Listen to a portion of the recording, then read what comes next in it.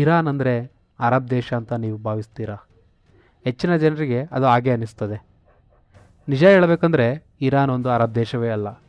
ಅದು ಸಾವಿರಾರು ವರ್ಷಗಳ ಇತಿಹಾಸ ಹೊಂದಿರುವಂತಹ ಪರ್ಷಿಯನ್ ನಾಗರಿಕತೆಯ ಮನೆ. ಒಂದು ಕಾಲದಲ್ಲಿ ಪರ್ಷಿಯನ್ ಸಾಮ್ರಾಜ್ಯ ಜಗತ್ತಿನ ಅತಿದೊಡ್ಡ ಸಾಮ್ರಾಜ್ಯಗಳಲ್ಲಿ ಒಂದಾಗಿತ್ತು. ಅದನ್ನು ಆಡಳಿತ ನಡೆಸಿದಂತಹ ಮಹಾನ್ ರಾಜರು, ಅವರು ನಿರ್ಮಿಸಿದಂತಹ ಅದ್ಭುತ ನಗರಗಳು ಮತ್ತು ಅವರ ಸಂಸ್ಕೃತಿ ಇಂದಿಗೂ ನಮ್ಮ ಜಗತ್ತನ್ನು ಆಶ್ಚರ್ಯಚಕಿತಗೊಳಿಸುತ್ತೆ. ಹಾಗಾದರೆ ಇರಾನ್ ಯಾಕೆ ಅರಬ್ ದೇಶ ಅಲ್ಲ? ಪರ್ಷಿಯನ್ ಸಾಮ್ರಾಜ್ಯ ಎಷ್ಟು ಶಕ್ತಿಶಾಲಿಯಾಗಿತ್ತು? ಬನ್ನಿ ಈ ರೋಚಕ ಇತಿಹಾಸವನ್ನು ತಿಳಿಯೋಣ. ಗೆಳೆಯರೇ, ನಾವು ಮಧ್ಯಪ್ರಾಚ್ಯದ ನಕ್ಷೆ ನೋಡಿದ ತಕ್ಷಣ Saudi Arabia, UAE, Qatar, Iraq ಈ ಎಲ್ಲ ದೇಶಗಳ ನಡುವೆ ಇರಾನ್ ಕೂಡ ಕಾಣಿಸುತ್ತದೆ. ಆದ್ದರಿಂದ ನಾವೆಲ್ಲ ಅಂದ್ಕೊಳ್ತೀವಿ ಇರಾನ್ ಕೂಡ ಅರಬ್ ದೇಶ ಅಂತ. ಆದರೆ ಇದು ಒಂದು ದೊಡ್ಡ ತಪ್ಪು ಕಲ್ಪನೆ. ಇರಾನ್ ದೇಶದ ಜನರು ಅರಬ್ಬರಲ್ಲ, ಅವರು ಪರ್ಷಿಯನ್ನರು. ಅವರ ಇತಿಹಾಸ ಮತ್ತು ಸಂಸ್ಕೃತಿ ಸಾವಿರಾರು ವರ್ಷಗಳ ಹಿಂದಿನಿಂದಲೇ ಪ್ರತ್ಯೇಕವಾಗಿ ಬೆಳೆದಿದೆ. ಒಂದು ಮುಖ್ಯ ವಿಷಯ ತಿಳ್ಕೊಳ್ಬೇಕು, ಮುಸ್ಲಿಂ ಧರ್ಮ ಮತ್ತು ಅರಬ್ ಜನಾಂಗ ಒಂದೇ ಅಲ್ಲ. ಮುಸ್ಲಿಂ ಧರ್ಮವನ್ನು ಜಗತ್ತಿನ ಅನೇಕ ಜನಾಂಗಗಳು ಅನುಸರಿಸುತ್ತಾರೆ. ಆದರೆ ಅರಬ್ ಎಂಬುದು ಒಂದು ಜನಾಂಗ. ಉದಾಹರಣೆಗೆ ಅರಬ್ ರಾಷ್ಟ್ರಗಳೆಂದರೆ Saudi Arabia, UAE, Qatar, Jordan, Iraq. ಆದರೆ ಇರಾನ್ನಲ್ಲಿರುವವರು ಪರ್ಷಿಯನ್ನರು. ಅವರ ಮೂಲ ಪ್ರಾಚೀನ ಪರ್ಷಿಯನ್ ನಾಗರಿಕತೆ. ಪರ್ಷಿಯನ್ ಸಾಮ್ರಾಜ್ಯವನ್ನು ಅನೇಕ ಮಹಾನ್ ರಾಜರುಗಳು ಆಡಳಿತ ನಡೆಸಿದ್ದಾರೆ. ಅದರಲ್ಲಿ ಸೈರಸ್ ದಿ ಗ್ರೇಟ್, ಇವರು ಕ್ರಿಸ್ತಪೂರ್ವ 550ರಲ್ಲಿ ಪರ್ಷಿಯನ್ ಸಾಮ್ರಾಜ್ಯವನ್ನು ಸ್ಥಾಪಿಸಿದಂತಹ ರಾಜ. ಇವರು ಕೇವಲ ಯುದ್ಧಗಳನ್ನು ಅಷ್ಟೇ ಗೆಲ್ಲಲಿಲ್ಲ, ಅವರು ಜಗತ್ತಿಗೆ ಮೊದಲ ಮಾನವ ಹಕ್ಕುಗಳ ಘೋಷಣೆ ಮಾಡಿದಂತಹ ರಾಜ. ಅವರ ಘೋಷಣೆಯನ್ನು ನಾವು ಸೈರಸ್ ಸಿಲಿಂಡರ್ನಲ್ಲಿ ನೋಡಬಹುದು. ಸೈರಸ್ ನಂತರ ಬಂದಂತಹ ಮತ್ತೋರ್ವ ರಾಜ ಡೇರಿಯಸ್ ದಿ ಗ್ರೇಟ್. ಇವರು ಪರ್ಷಿಯನ್ ಸಾಮ್ರಾಜ್ಯವನ್ನು ಇನ್ನಷ್ಟು ವಿಸ್ತರಿಸಿದಂತಹ ರಾಜ.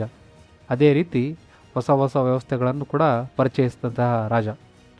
ಉದಾಹರಣೆಗೆ ತೆರಿಗೆ ವ್ಯವಸ್ಥೆ, ದೊಡ್ಡ ರಸ್ತೆ ಜಾಲ, ಅದೇ ರೀತಿ ಸಂಘಟಿತ ಆಡಳಿತ ವ್ಯವಸ್ಥೆ. ಇವರು ನಿರ್ಮಿಸಿದಂತಹ ರಾಯಲ್ ರೋಡ್ ಸರಿಸುಮಾರು 2500 ಕಿಲೋಮೀಟರ್ ಉದ್ದವಾಗಿತ್ತು. ಆ ಕಾಲದಲ್ಲಿಯೇ ಇದು ಅತ್ಯಂತ ಪ್ರಮುಖ ವ್ಯಾಪಾರ ಮಾರ್ಗವಾಗಿತ್ತು. ಗೆಳೆಯರೆ, ಆ ಕಾಲದಲ್ಲೇ ಪರ್ಷಿಯನ್ ಸಾಮ್ರಾಜ್ಯ ಏಷ್ಯಾ, ಮಧ್ಯಪ್ರಾಚ್ಯ ಹಾಗೂ ಯುರೋಪಿಯನ್ವರೆಗೂ ಕೂಡ ವಿಸ್ತರಿಸಿತ್ತು. ಗೆಳೆಯರೆ, ಪರ್ಷಿಯನ್ ನಾಗರಿಕತೆ ಕೇವಲ ಯುದ್ಧಗಳಿಂದ ಮಾತ್ರ ಪ್ರಸಿದ್ಧವಾಗಿರಲಿಲ್ಲ. ಅವರು ಅದ್ಭುತವಾದಂತಹ ನಗರಗಳನ್ನು ಕೂಡ ಕಟ್ಟಿದ್ದರು. ಅದರಲ್ಲಿ ಒಂದು ಪರ್ಸೆಪೋಲಿಸ್. ಇದು ಪರ್ಷಿಯನ್ ಸಾಮ್ರಾಜ್ಯದ ರಾಜಧಾನಿಯಾಗಿತ್ತು. ಇಂದಿಗೂ ಅದರ ಅವಶೇಷಗಳು ಇರಾನ್ನಲ್ಲಿ ಕಾಣಸಿಗುತ್ತವೆ. ಅದನ್ನು ನೋಡಿದರೆ ಆ ಕಾಲದ ವಾಸ್ತುಶಿಲ್ಪ ಎಷ್ಟು ಮುಂದುವರೆದಿತ್ತು ಎಂಬುದು ಕೂಡ ಗೊತ್ತಾಗುತ್ತದೆ. ಇರಾನ್ನ ಅಧಿಕೃತ ಭಾಷೆ ಪಾರ್ಸಿ. ಅದರ ಲಿಪಿಯನ್ನೊಮ್ಮೆ ನೋಡಿದರೆ ಥೇಟ್ ಅರಬಿಕ್ ಥರ ಕಾಣಿಸುತ್ತದೆ. ಆದರೆ ಭಾಷೆ ಸಂಪೂರ್ಣ ಬೇರೆ. ಉದಾಹರಣೆಗೆ ನಮ್ಮ ಕನ್ನಡ ಹಾಗೂ ತೆಲುಗು ಭಾಷೆ ಥರ. ಪರ್ಷಿಯನ್ ಸಾಹಿತ್ಯವು ಜಗತ್ತಿನಲ್ಲಿಯೇ ಅತ್ಯಂತ ಶ್ರೀಮಂತ ಸಾಹಿತ್ಯಗಳಲ್ಲಿ ಒಂದಾಗಿತ್ತು. ಪರ್ಷಿಯನ್ನ ಪ್ರಸಿದ್ಧ ಕವಿಗಳು ರೋಮಿ, ಹಾಫಿಜ್, ಫಿರ್ದೌಸಿ.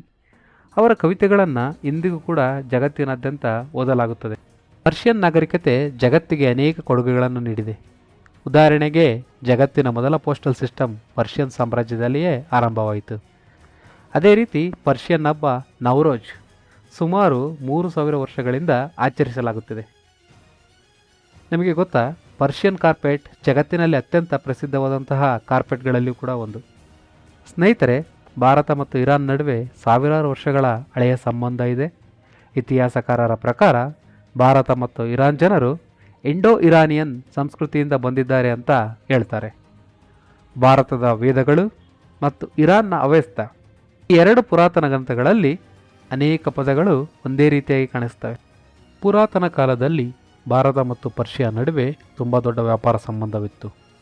ಭಾರತದಿಂದ ಪರ್ಷಿಯಾಗೆ ಮೆಣಸು, ಏಲಕ್ಕಿ ಹಾಗೂ ಹತ್ತಿ ಬಟ್ಟೆ ಅಂತ ಮುಂತಾದ ವಸ್ತುಗಳು ರಫ್ತು ಆಗ್ತಾಯಿದ್ವು. ಅದೇ ರೀತಿ ಪರ್ಷಿಯಾದಿಂದ ಭಾರತಕ್ಕೆ ಚಿನ್ನ, ಬೆಳ್ಳಿ ಹಾಗೂ ಅಮೂಲ್ಯವಾದಂತಹ ಮುತ್ತು ರತ್ನಗಳು ಕೂಡ ಆಮದು ಆಗ್ತಾಯಿದ್ವು. ಈ ವ್ಯಾಪಾರ ಸಿಲ್ಕ್ ರೋಡ್ ಮತ್ತು ಪರ್ಷಿಯನ್ ಗಲ್ಫ್ ಮೂಲಕ ನಡೆಯುತ್ತಿತ್ತು. ಇನ್ನು ಮಧ್ಯಯುಗದಲ್ಲಿ ಭಾರತದಲ್ಲಿ ಪರ್ಷಿಯನ್ ಭಾಷೆ ಬಹಳ ಪ್ರಭಾವಶಾಲಿಯಾಗಿತ್ತು. ದಿಲ್ಲಿಯ ಸುಲ್ತಾನರು ಮತ್ತು ಮೊಘಲ್ ರಾಜರು ಪರ್ಷಿಯನ್ ಭಾಷೆಯನ್ನು ತಮ್ಮ ಆಡಳಿತ ಭಾಷೆಯನ್ನಾಗಿ ಬಳಸ್ತಾ ಇದ್ದರು. ಅದರ ಪರಿಣಾಮವಾಗಿ ಭಾರತದಲ್ಲಿ ಹೊಸ ಸಾಹಿತ್ಯ ಶೈಲಿ ಹುಟ್ಕೊಳ್ತು. ಅದನ್ನು ನಾವು ಇಂಡೋ ಪರ್ಷಿಯನ್ ಲಿಟ್ರೇಚರ್ ಅಂತ ಕರಿತೀವಿ.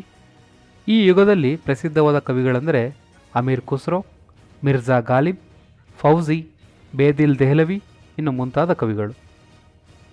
7ನೇ ಶತಮಾನದಲ್ಲಿ ಪರ್ಷಿಯಾದಲ್ಲಿ ನಡೆದಂತಹ ಕೆಲವು ಧಾರ್ಮಿಕ ಬದಲಾವಣೆಗಳು ಪರ್ಷಿಯನ್ನರು ಭಾರತಕ್ಕೆ ವಲಸೆ ಬರಲು ಕಾರಣ ಆಗುತ್ತೆ.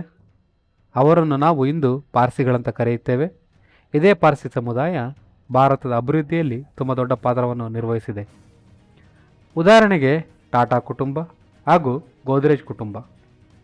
ಹೀಗಾಗಿ ಇರಾನ್ ಕೇವಲ ಮಧ್ಯಪ್ರಾಚ್ಯದ ಒಂದು ದೇಶ ಅಲ್ಲ, ಅದು ಮಹಾನ್ ಪರ್ಷಿಯನ್ ಸಾಮ್ರಾಜ್ಯದ ನೆಲೆ, ಶ್ರೀಮಂತ ಸಾಹಿತ್ಯ ಮತ್ತು ಸಂಸ್ಕೃತಿಯ ಕೇಂದ್ರ ಮತ್ತು ಭಾರತದ ಜೊತೆ ಸಾವಿರಾರು ವರ್ಷಗಳ ಸಂಬಂಧ ಹೊಂದಿರುವಂತಹ ನಾಗರಿಕತೆ. ಇನ್ನು ಮುಂದೆ ಇರಾನ್ ಹೆಸರು ಕೇಳಿದಾಗ ಅದು ಅರಬ್ ದೇಶ ಅಲ್ಲ, ಪರ್ಷಿಯನ್ ನಾಗರಿಕತೆಯ ಪ್ರತೀಕ ಅಂತ ನೀವು ನೆನಪಿಸ್ಕೊಳ್ಬೇಕು. ವಿಡಿಯೋ ಇಷ್ಟವಾದರೆ ಲೈಕ್, ಶೇರ್ ಮತ್ತು ಸಬ್ಸ್ಕ್ರೈಬ್ ಮಾಡೋದನ್ನು ಮರೆಯಬೇಡಿ. ಇನ್ನಷ್ಟು ಇತಿಹಾಸ ಮತ್ತು ಜಗತ್ತಿನ ರೋಚಕ ವಿಷಯಗಳಿಗೆ ಸಂಬಂಧಪಟ್ಟಂಥ ವಿಷಯಗಳಿಗಾಗಿ ನಮ್ಮ ಚಾನಲ್ ಜೊತೆ ಇರಿ. ಧನ್ಯವಾದಗಳು.